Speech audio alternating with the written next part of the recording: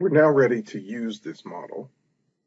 And using a model means that we ask how changes in exogenous variables affect endogenous variables within this model. Remember again that exogenous variables are determined outside the model. They're sort of given to you, whereas endogenous variables are what the model is determining. So in this model, there are 4 candidate exogenous variables. The Z, the TFP, government spending, the capital stock that you have, and the total number of hours available. Well, now the time endowment, H, there's not really any real-world application that varies this, so that's not a very interesting exogenous intervention. Capital stock, well, that's exogenous in this model, only because we're holding it fixed for now. So while we could talk about changes in K, it turns out that later on K is going to be endogenous, and so we're going to focus instead on changes in total factor productivity and government spending. Now, the textbook uses this figure, 5, to trace out how changes in both TFP and government spending affect the general equilibrium. I find this to be somewhat cumbersome, and so instead what we're going to do is focus on labor supply and labor demand, determine how equilibrium employment changes, and then connect that to the rest of the variables. So we're going to be still doing this general equilibrium analysis, we're just going to do it in a different way. So here are all the equations of the model. The first 2 equations describe what's going on in the labor market. This is the supply of labor.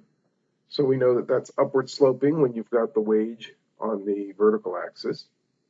And the increases in wealth are going to cause consumers to want to supply less labor and consume more leisure.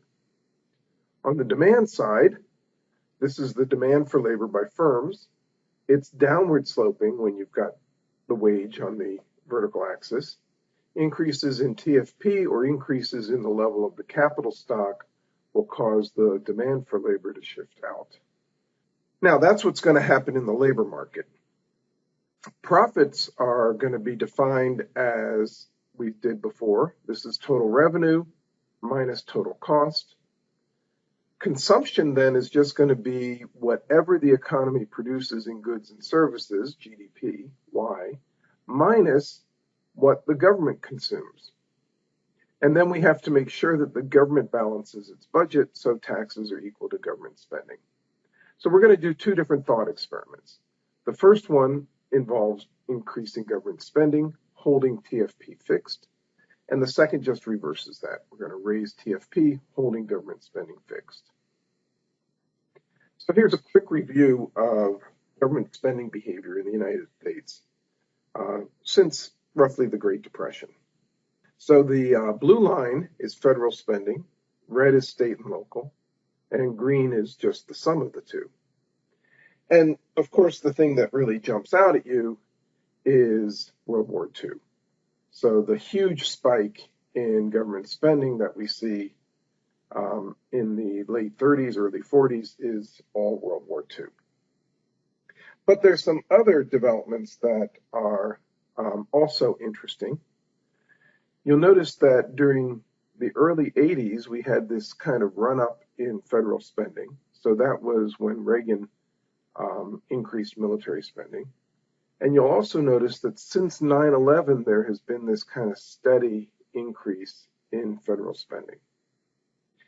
One thing I want to emphasize is that this measure of spending does not include transfer payments, so things like Medicare, unemployment insurance, and so forth.